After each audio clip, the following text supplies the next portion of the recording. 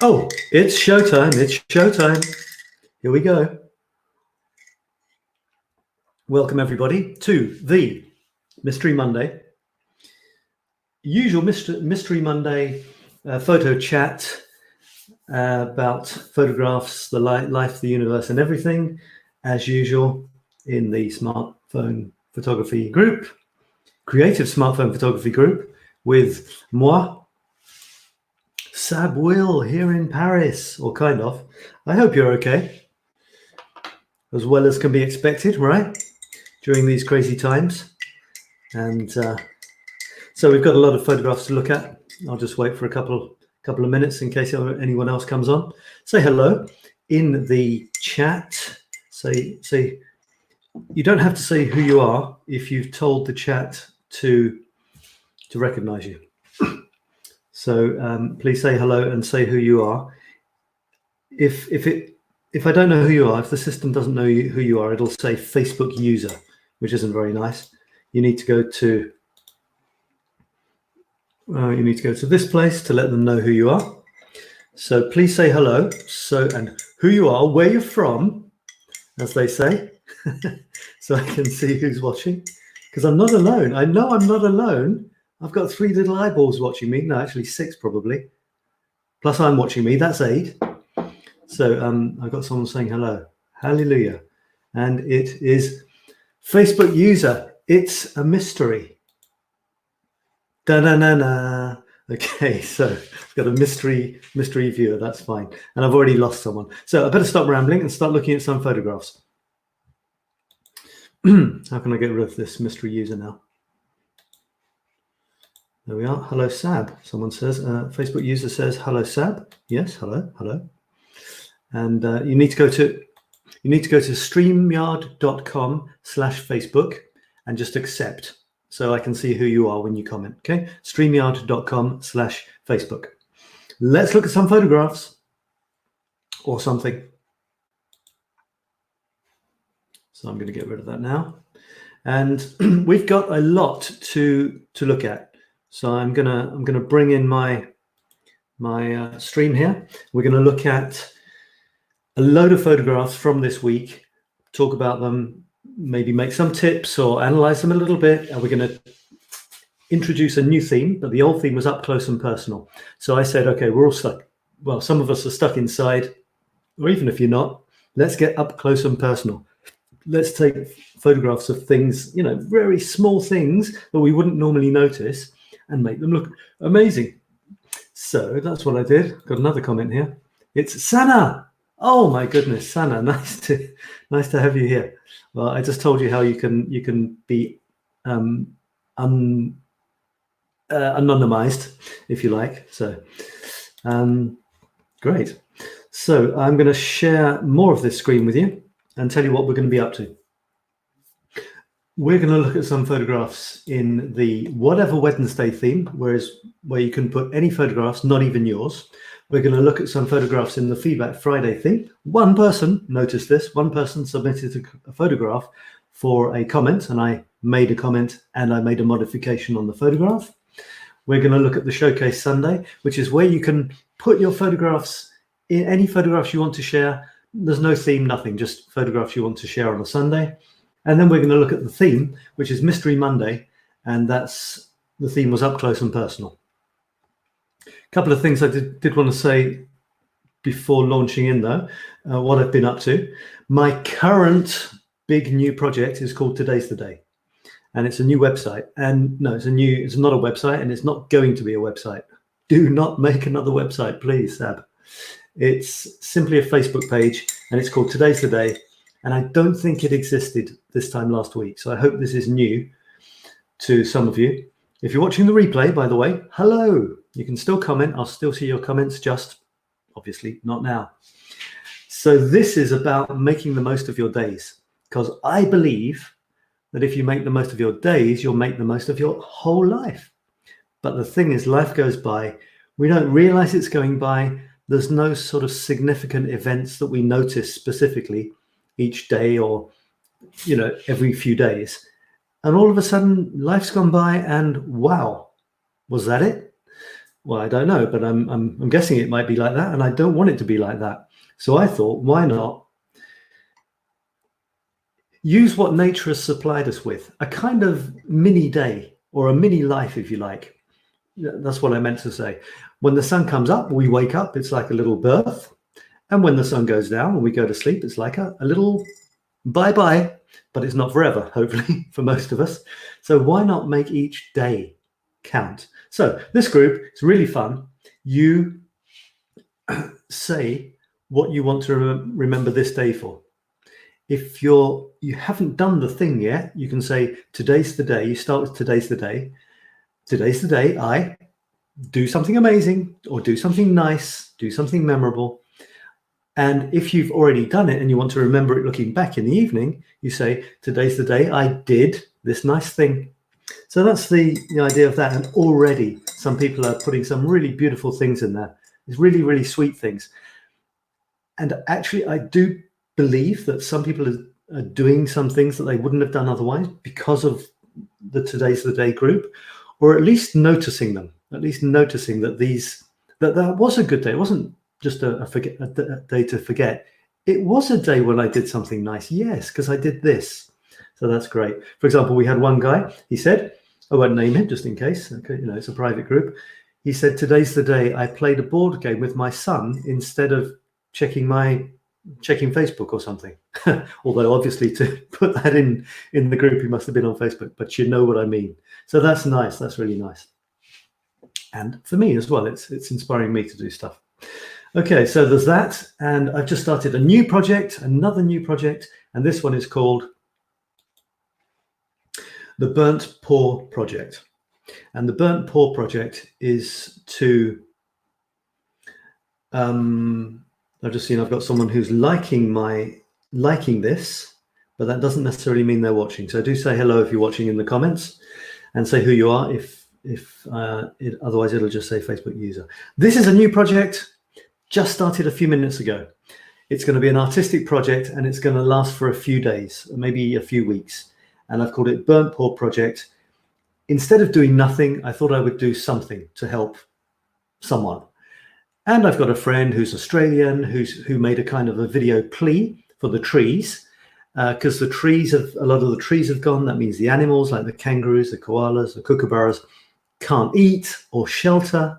So I thought, well, there you go. I've got a personal reason for doing this. So I'm going to do some personal artwork in my 𝗏𝗏𝗏 series of puzzle paintings and put them up for adoption. And any funds that we raise will go to help plant trees in Australia. Started today. So read the post on my personal profile. Get involved if you like.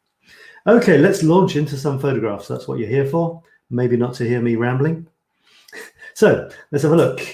We had, some of these I put them up too late and people don't realize they're there. But the Wednesday, whatever Wednesday, is to put any photographs you find that you think are fun. I'm not really too into memes and stuff because there's too many of those, but this one just really struck me. Pigeons in London are returning to their natural colours now that pollution levels are lower. I thought that was particularly fun. The earth is healing. They're amazing, those little parrot things, aren't they? I don't think they're transformed London pigeons, but they're pretty cool. We had this one to brighten up our lives. This could have been in the up close and personal thing. Maybe it was. It's done with layers. So it's Karen is doing layers. She's really getting into double exposures and putting one photograph and another, playing with the transparency, and you end up with some beautiful stuff, don't you? Look at this, absolutely gorgeous. That looks like a midnight sky there. Is it? Doesn't say exactly what it is, but it's pretty beautiful. We've got Nazanin here, who is saying it's a valley near Tehran, so that's in Iran. During spring, the girls' clothes reflect the spring blossoms around her. Yeah, they do, don't they? Splodgy flower pattern. Okay, great. What else have we got? Now, this one from Rob, he says, I'm not sure if cellular videography is allowed or not. Learned a new word today, cellular videography. But here is one of those rare moments in a kayak being serenaded by a loon. I think that's a type of bird. a floating bird with only one motorboat passing by. Yeah, those days, those moments are definitely rare here in Paris as well, Rob. And I do show you this because I'm going to look at this photograph later. I'm trying to make it bigger. I'm going to look at this photograph later because he asked me if he should crop it or do anything with it, and I made a suggestion. So there's a loon. That's a loon, everybody, in case you didn't realize. That bird floating in the distance. Okay, well, there we go. Thanks for that. How do I get out of this? Get me out of here. Now, look at this one. This is Rob playing with perspectives. Now, Rob's a great photographer, and he's playing with 2, possibly 3 things that help make a photograph great. Let's make photography great again. This is an amazing perspective, zooming off to the top right. And to do that, you get in really close to the subject and you look across it, you look along it. So he's done that. He's got repetition. It's these candy dispensers or something, sweet dispensers, which is pretty cool. This reminds me of a shot that I did of a row of parked bicycles, and I had the wheels going from the bottom left up, receding off to the top right. It's almost exactly the same thing. He's also got in really close. There's no distracting elements at all, and that's a good sign of a good photograph, is when the photograph is the subject. There's no one single subject surrounded by other stuff, which is another type of photograph, which is good normally. But in this case, the repetition is the subject. There's not one that stands out. That's the subject. So look for repetitions when you're taking photographs. They do make strong photographs. This is Jen. And Jen, by the way, say hello in the comments if you want to. It always helps me to have people commenting and asking questions as well. But often I've moved on. There's a slight time lag. Often I've moved on to another photograph by the time you ask the question, and I either don't know what you're talking about or it's too late. So this is fun. Now, Jen is experimenting a lot with angles at the moment. And she says, looking for buildings with subjects. Buildings is, Jen's in my masterclass, and buildings is a topic for this week or last week. Looking for buildings with subjects during a pandemic. Not so easy, she's suggesting there. Yeah, that's pretty cool, isn't it? What does it say? Los ojos son el punto donde se mezclan alma y cuerpo. Oof, wow. For a start, I can hardly read it. And secondly, it's in Spanish. So the eyes are the bridge where the soul and the body meets or mixes or something. That's pretty cool, isn't it? So I had a chat with my other group, the masterclass group, about angles. And the thing with angles, when you're taking shots of stuff which is real things like horizons, we think horizons should be this way. You can play with angles artistically, but when you've got something which the body, the mind really expects it to be a certain way, it can get a bit dodgy. It can basically look weird. So I would say I'm a big fan of angles, but it's got to be enough of an angle so that people realize that it's not that you just couldn't hold the camera straight, right? Because that's not the look you're looking for. You want them to think you meant it to be at an angle, but not so much that it just looks weird. I'm just saying to myself, horizons aren't at 45 degrees. And also it's too perfect an angle. You see, it goes from one corner to the other, more or less. It's too perfect for me to see artisticness in it. I just see the camera's tilted through 45 degrees, Any point of reference we already have can be dangerous. For me, I look at this and I think, 45-degree angle. I'm not thinking, interesting artistic shot here. That's just me, but, that's, well, there you go. I'm just telling you what I'm thinking. If you're thinking other things, please tell me. Right, let's have a look at some more. Again, comments are very welcome. Please give me some comments. I do want this to be interactive if possible. There are days when people are here. There are days when people aren't here. There's also the possibility that with the time change, a lot of people are going to turn up in an hour and I ain't going to be here, which happened on another Facebook Live that I did. If that's the case, look, what can I say? Sorry. But hey, there's a replay. So I'll pretend you're all here watching, asking questions. So this is Dorothy shooting a tree. Lucky me, she says. The light was fantastic when I took this picture. No filter. You know, in my masterclass, we've been doing several sessions on filters and apps. And we sometimes forget that sometimes nature actually does it best. And that as soon as you put a tiny bit too much of an app, people say, oh, what app did you use? Instead of, oh, what an amazing photograph. That is not what you want to happen. Unless, in some cases, like my look is definitely involving post-processing, the look of my photographs. That's my thing, part of my thing. But look at this, how beautiful this is. And you know what? She's done something very nice. It's not dead in the center, which is a good thing to do. Not put it dead in the center. It's not too far off to the right. You know, sometimes they say move it like a third in from one side. If she'd done that, she'd have lost a lot of the branches and it might not have looked that nice. So she hasn't put it right off to the side, just a little bit, just enough to be pleasing, more pleasing than bam in the middle. And you know why that works as well for me? Because it's on a slope. It slid a tiny bit of the way down that slope. You know, I mean, I'm playing games. It's not really slid, but that's what I'm saying to myself. There's a slope. What happens on slopes? Things slide down them or things roll down them. And yep, sure enough, the tree is not quite centered. So, you know, I like that a lot. And yeah, lovely, lovely bright lighting. Warm sunlight. Maybe it's later in the evening, for example, that you get the light goes more orangey. Okay, Yoruska. My beautiful view of the sea while a bird sings high up on the pole. Yes, there's a pole with a bird up there. Okay. What do you think, guys? Do you like this one? I like it a lot. I like it a lot. Love these. She's made the colors very punchy. We've got green, blue, and red. There's the well, blue is the main color. Then there's much less green, and then even less red, which is pleasant. And it goes in this kind of. And also the green is vaguer, isn't it? It's fuzzier. The red is very sharp. It's a fence, but there's less of it. So I'm always looking for contrasts.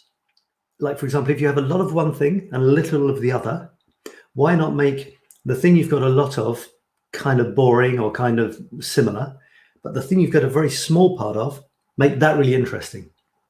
It's this kind of playing around with contrasts, you know, a lot of this and a little of that, but a lot of this and a little of that. So here, for example, you've got a lot of blue, including the bluey green of the sea.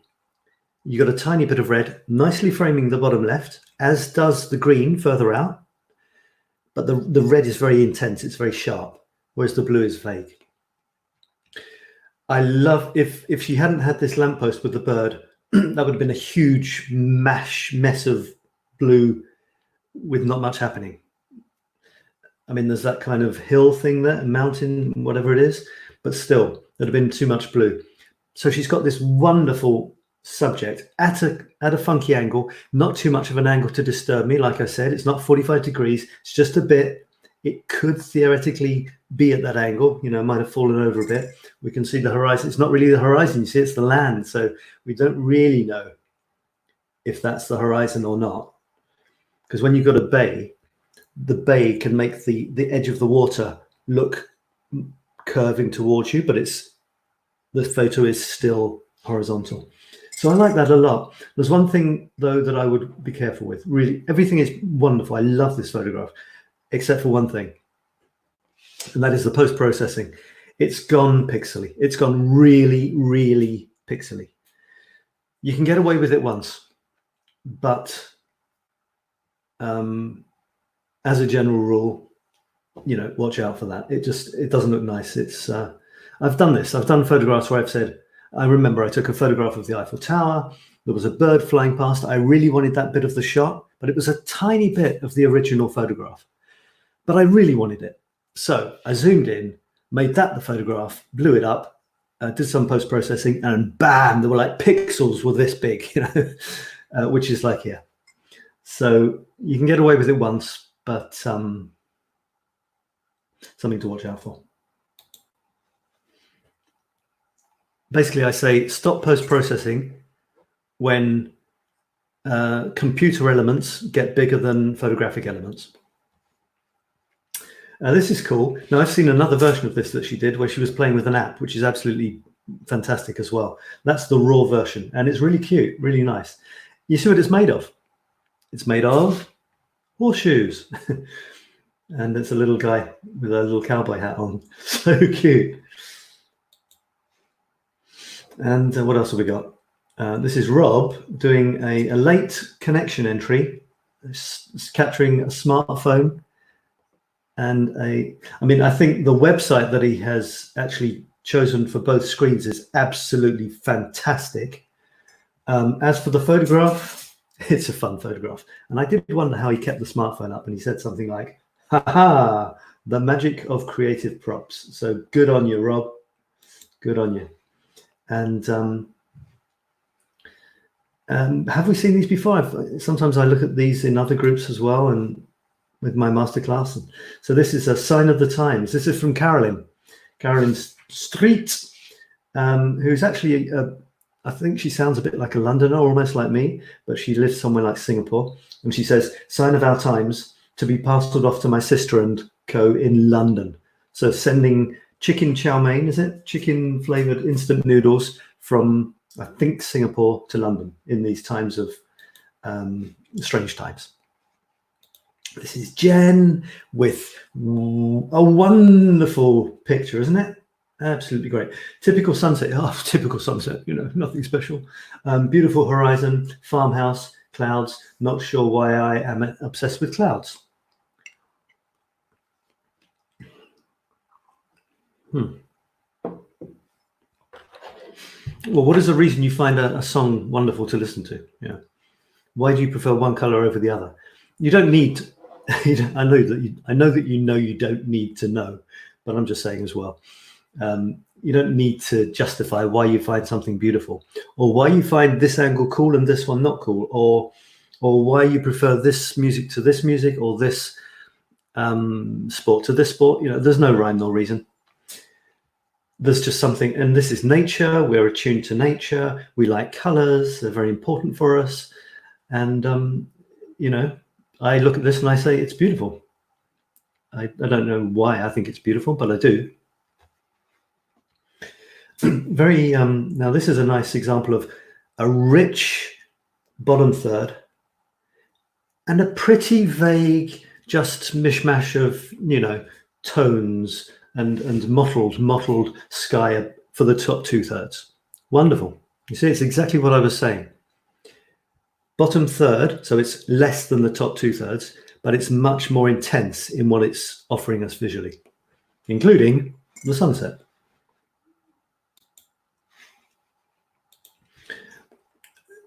This was funny from Jen. Check out this car.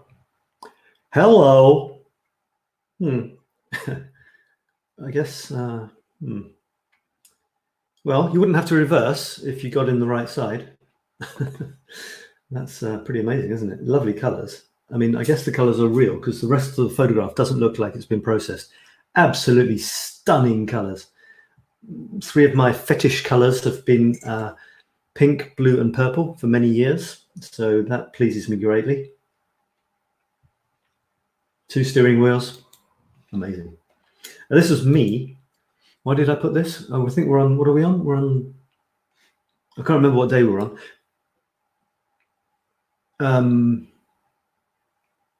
But anyway, I put this as a random sort of photograph.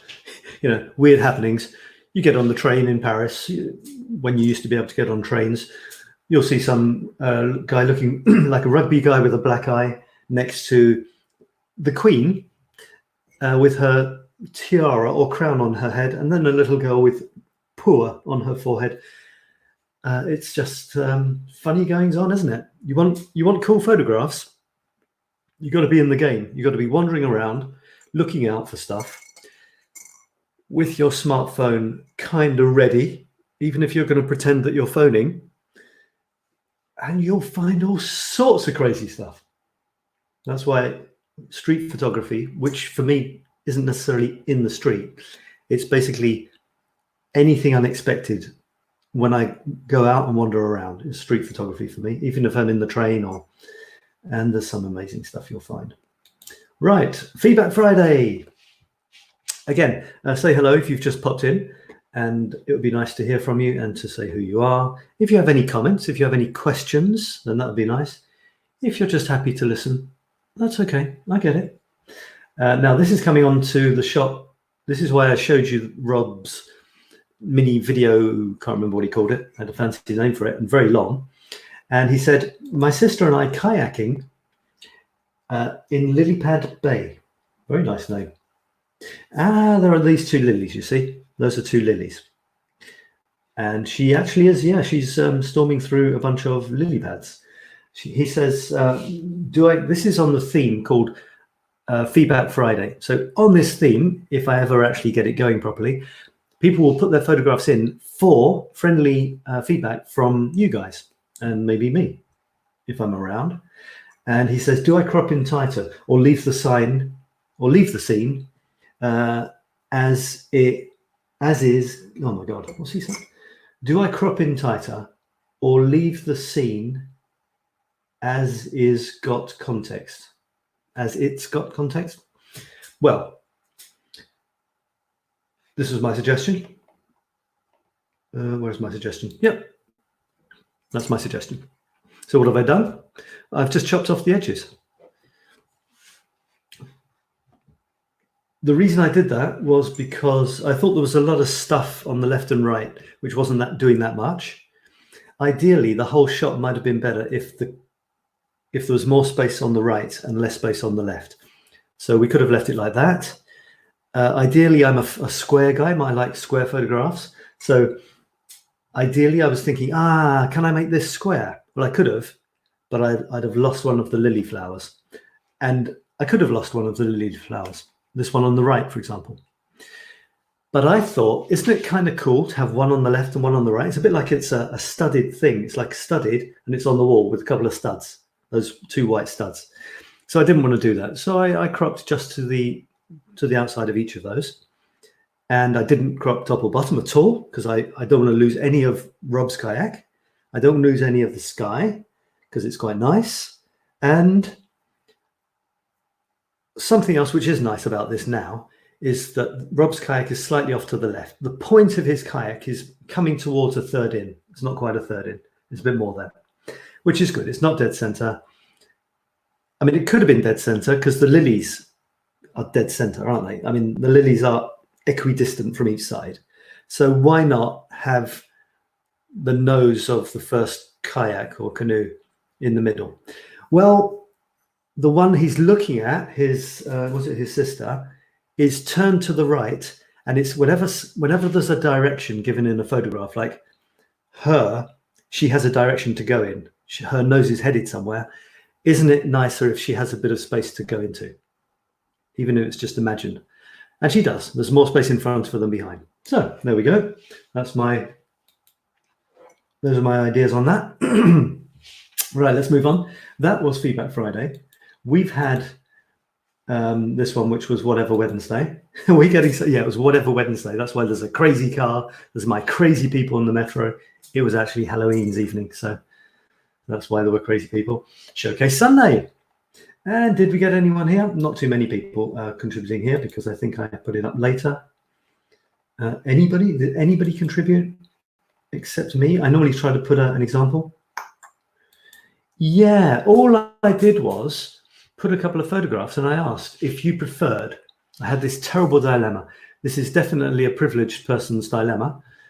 I'm aware of that. But I said I had this terrible dilemma. Do I choose the black and white one or the colored one? So this one or this one. What do you think? Well, I didn't decide anything. Nothing has been decided. That was my question. What do you think? Do you prefer the colored one or the black and white one? I had another dilemma, and that was whether to crop it in a different way. It was actually bigger than it is, bigger upwards. So there was more sky. And I thought there's too much sky. But I couldn't crop it down further than this without losing a lamppost, which was an option. So I considered losing the lamppost on the left, just having the bird and the lamppost. So it would have been like lamppost, bird, which could have been funny, could have been cool. I also considered losing the lamppost on the right, which would have been little lamppost, bird, which would have been okay as well. But neither of them was pleasing me. And plus, I would have lost this lovely 2 lampposts. I find it lovely anyway. And this lovely low horizon with this massive sky, 2 lampposts, very different in size, apparent size, and the bird. So I went for this. So then my options were, what do I do with the thing now? And I tried these 2 different things, which they're both quite different to what I often do. I don't often do black and white. And they're very pure. I find it a very pure picture. There's something, especially the black and white one, it's absolutely beautifully pure. There's another bird there. Did you see it? Just off the horizon, which is kind of fun. But this one, its wings are in almost perfect position. You know, if they'd been straight out, you can't see what I'm doing. If they were straight out, it would just have been a kind of blob, like a missile shape. But because they're up on the upstroke or the downstroke, anyway, you know what I mean? They're in the air. Well, the whole bird is in the air. Anyway, isn't life complicated sometimes? It looks like a darn bird flying. That's what I'm trying to say. And it's nicely positioned, slightly off to the left of center, slightly above the middle line as well. And, you know, I mean, it's a funny kind of composition, to be honest. There's quite a bit of sky here, but I do square photography, so I didn't have a choice. I like it. I really like this. And I like this one as well. So what do you do? What do you do? Anyway, I always say, look, I'm not going to lose one of the photographs if I only publish one. And I do only publish one. Almost always, 99.9% of the time, I would not publish the same photo twice with different processing. If you follow my daily photography, you will see that in a couple of weeks, I will be posting, what am I going to say? 2 quite similar shots. Yeah, it's this one. I'm going to be posting this one, plus another one in the same style, exactly the same style, but it's another thing. It's not the same photograph. So I've still got to decide if I'm going to go for black and white or this yellow going into blue, and it's killing me. The choice is killing me. It's like killing a baby to say, okay, you, but not you. It's the Dorothy. You are saying color, Dorothy. Okay, well, yeah. Thanks for your opinion. Thanks for your opinion. It all helps. All right, and finally, the moment you've all been waiting for, perhaps, let's look at Mystery Monday. And Mystery Monday is looking at close-ups. This was my introductory shot. It was one of the few close-ups I've got, actually, because my main thing is Paris street photography. I go into Paris and take shots of Paris. So I'm not really looking at tiny close-up things. But of course, I've taken a lot of shots now in this current project. So I do have some close-ups. That's me. That's my eye. Can you see it? Kind of spooky eye. Surrounded by chocolate. It's already making my mouth water. So here we go. Ingrid replied. She said she didn't post another photograph. This was Jen. Aye, aye. So this is, my goodness, so many layers.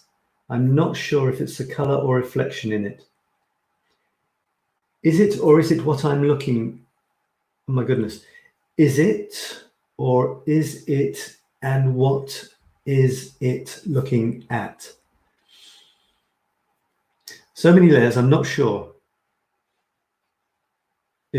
Anyway, it is what it is. The wonder and the possibilities. Isn't it amazing? Yeah, beautiful shot.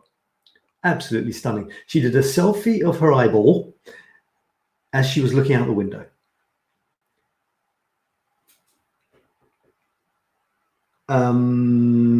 She's talking about seeing her brown glass, which must be the window pane, the snow outside, which has melted, my rough-looking yard shed, and It's actually very small. Why is it so small?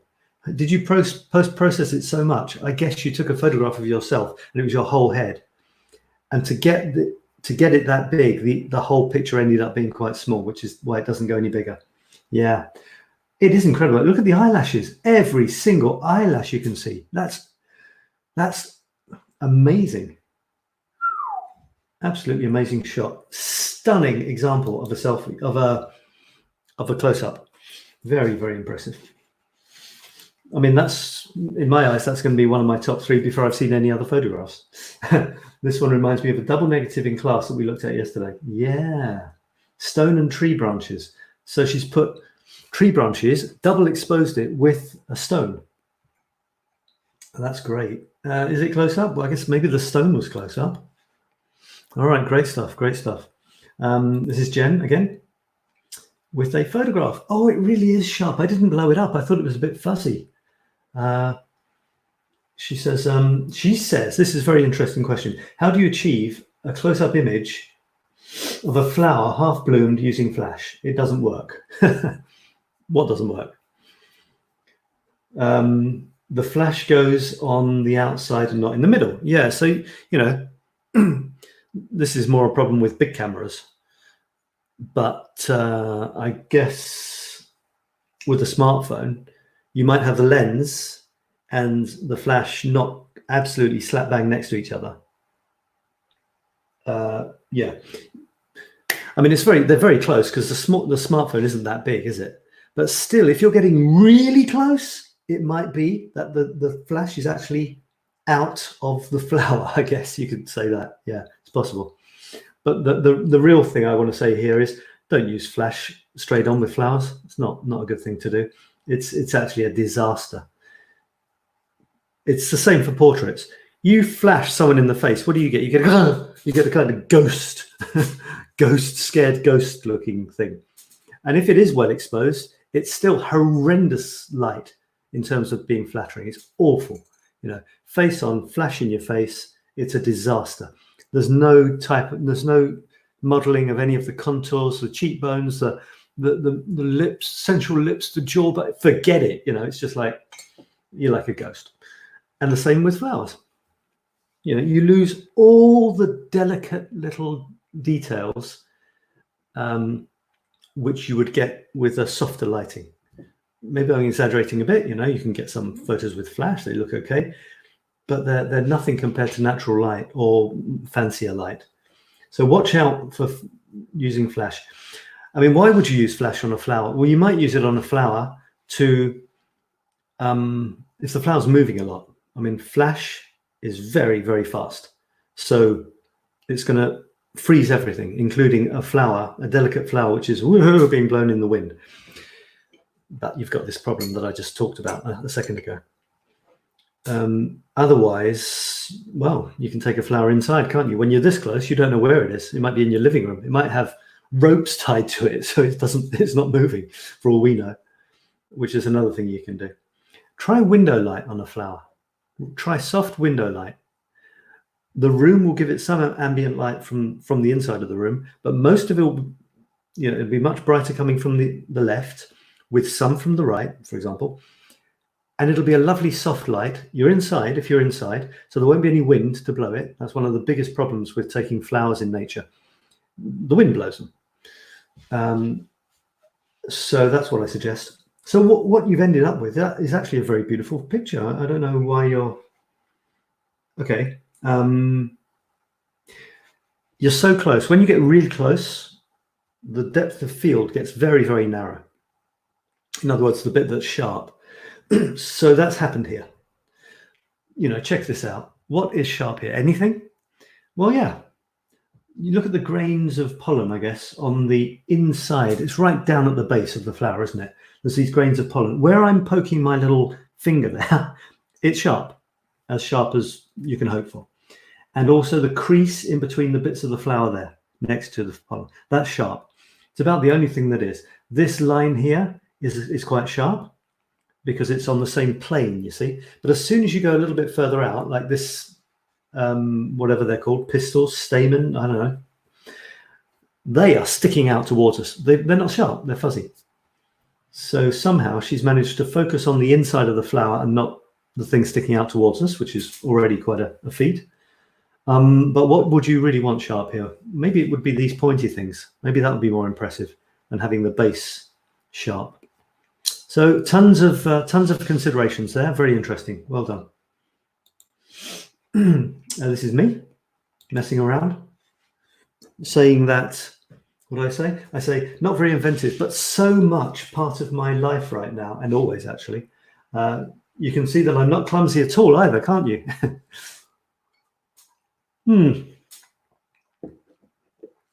So that's my coffee mug. I've always got one pretty close at hand. You can take close-ups of things which seem completely banal every day. You get really close. You can start playing with the curves, the textures, and all sorts of things. I don't think there were any. No. All right. So this is a close-up, and this is funny. Poor old Rob. You say, I wonder if the younger kids will know what this is and what it does. I'm the younger generation. Some of them don't even know who the Beatles are. Can you believe that? It's getting really scary, guys of my age. I mean, kids are growing up. Kids are being born and growing up now, and they haven't not known the internet. We've had the internet from what, 95 maybe. I mean, you've got adults now, 25-year-olds, and they've always known the internet. Even 30-year-olds, they've always known the internet, and they've never not known it. I know that's saying the same thing in a different way, but it's scary. This is a telephone wire, isn't it? Remember when telephones used to be attached to this device? Well, that's one of them. Great, good stuff. You can do quizzes like that. Here's another one. And this is very touching, actually. Actually, didn't I say something funny in the comments here? Probably. Jen says her kids wouldn't know what that is. Rob says it was 6 feet long when he could go into the garage and work on the engine while talking to the GF. Jen had one in her kitchen, didn't have buttons to push. Do you remember that? No. Well, you might. 99. I've never understood why they made 999 the emergency call in Britain when it was the one that took the longest to go around the dial. You had to put it around, and then it went. People are dying here. Couldn't you have made it the 1 or something? And I said, oh yeah, here's my so-called witty comment. Where is it? Anyway, probably I said, oh, I don't know what it is. Is it some sort of strange Australian stand one? It wasn't that funny. And this is Ingrid. This is what I said was very touching. She's a nurse. And Jen is saying so much gratitude and power in that photo with the stethoscope. Much gratitude and power in that photo. It's love and selflessness during this time. Lots of love for your answer. And I'm not sick today, so I'm lucky, she says. Ingrid says. Very, very, very nice. Very nice. This is Dorothy. And Dorothy is presenting us with some very interesting items. I almost saw a face there. This actually reminded me of those on Easter Island, I think, those big monolith strange faces. And there was another one. It was all, I don't know where, she posted another one. Yeah, this one here. For some reason, I found this slightly disturbing. I'm not quite sure why. And I kind of said, wow, what is that? And she showed me the bigger view. And it's this rock here. It's stone, a little stone with some sort of crystal. And this was good as well. Taking a normal ornament from a different point of view completely changes it. You look at this face on normally, there it is. You see it's some sort of Indian god or something, goddess. And you take it from a completely different point of view, and it's a completely different photograph. Well done. Well done indeed. Because it's not just about getting in close, it's also about taking it from wacky angles. You can do quizzes, can't you? You take a tiny bit of something and make it a quiz. What is this? This is Jdř saying, my stones, my seed, and my lucky coin of the Witch of Galicia. That's great. It actually looks like a biscuit. They call them 𝗓𝗡𝗓𝗓, sand biscuits or something like shortcake biscuits. But I probably if you bit into that, you'd lose your teeth. This is Rob again. And Rob is saying, well, he's saying when one needs to pick up picks. And he's got a lot of picks. And I asked him a little question. I said, don't you just need one pick to play guitar? And he said, true. But we also only need one pair of shoes. Anyway, that could run and run, couldn't it, that conversation? So I wonder, these are actually bits of Van Gogh paintings by the looks of it. And I'm just wondering if he chooses a certain pick for a certain type of music, or if the pick he chooses influences the way he plays. Alice getting in up close and personal with a tulip. Is it a tulip? Very nice, beautiful. Yeah, again, we're having slight focus issues, and it's inevitable. It's the smartphone is not the ideal camera, even the best ones, for real close-ups. You've got to make a compromise. You've got to decide what's going to be in focus. You can choose, but you're always going to have something out of focus when there's any depth. And in something like a tulip, there's a lot of depth. When you're in close, there's a huge amount of depth. You know, you're like that. If the phone's here and the tulip is here, if you imagine the distance from the phone, I should have a phone actually, that would make it so much more, so much clearer. You've got a phone, so the distance from the phone, this is a tulip, by the way, the distance from the phone to the rim here, the rim, is half the distance from the phone to the bottom of the cup, you see? Twice as much. That might not seem much, but it's huge in close-up photography terms. One thing will be sharp, the other will be completely blurred. So here, for example, you've got, this looks sharp, the edge of this, and in the middle is fuzzy, see? Strangely, this looks quite sharp as well, but you've also got the fact that the colors themselves are very soft, not always with clear lines, which might make it look fuzzy, but in fact, it is fuzzy in real life. Oh, isn't life fun? All these funny little odds and ends about life and stuff. Okay, we're at the last photograph here. They said it would never happen, but it did. Jen, this face though, she likes to lay out in the sun with me. What a delicious photograph. What an absolutely gorgeous looking dog. So what do you notice here? Well, in terms of focus, what's in focus? His nose, right? His nose. It's maybe not a surprise. It's quite near the center. The camera tries to decide what should be in focus. Normally it's either what's nearest the camera or what's nearest the middle of the photograph. It could have gone for his eye, actually. You know, it might have just gone for its eye, but he's gone for the nose, in fact. Also, it likes when there's a lot of detail, sharp detail. That helps it focus.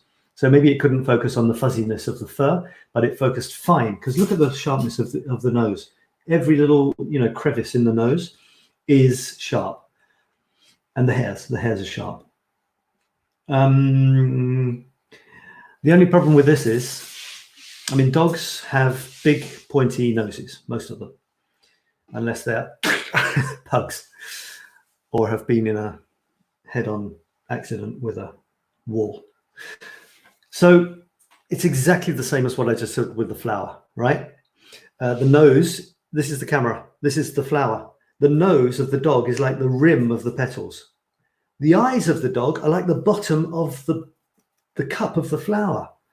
So, it's focusing on the nose. The eyes are not going to be sharp. So what should be sharp in this sort of photograph? Well, to be honest, the eyes. Unless you're taking a picture of the nose for some reason, we want eyes to be sharp. Can you imagine a picture of your loved one with with a crystal clear nose and fuzzy eyes? No. You want the eyes to be sharp, and dogs are the same. So try and focus on the eyes, like touch the screen. Normally you can touch the screen on the thing you want to be sharp. So you'd hold it up, you'd touch the screen on the eye. The eye would come into focus, the nose would go fuzzy. Fine, that's life, The other thing you could do is to back off, which helps more stuff be in focus. Back off a bit. And then, of course, you've got extraneous stuff, which you could crop out later. If you want it this close, you could do that and then crop it back in later, which would lose some pixels, but you'd get more in focus. The more you back out, the more near and far stuff, like the nose and the eyes, if you back out far enough, you might get to a point where the nose and the eyes are in focus, but you're also getting, all of the stuff around the dog. Such a beautiful shot. All right, that's it. We're doing fine. It's 50 minutes and I've got a big feeling quite a few people are going to turn up in about 10 minutes. So I'm going to get out of here before they do. I'm going to feel very guilty because of the time change. I'm really sorry about that, folks. But anyway, it's been calm today, hasn't it? It's been calm. You've been very sweet, everybody, watching quietly, not saying anything, making me feel really alone, more than I do already, looking out at my empty little courtyard here.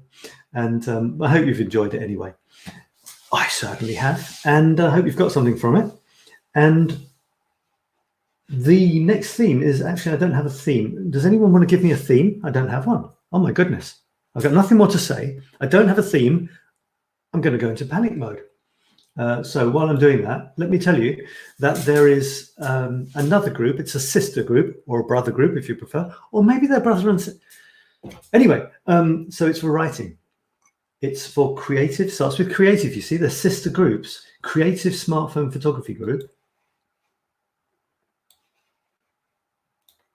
And the Creative Blog and Article Writing Group.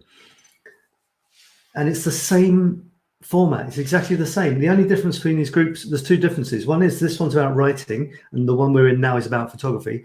The other one is this group has quite a few people in it, and this writing group has one member, including myself. So if you want to approach writing blog items and short articles for your blog, for publishing articles on topics that you're interested in, could be reflective, could be, more factual, but we're looking more or less at creative writing here. That's my thing, creative writing.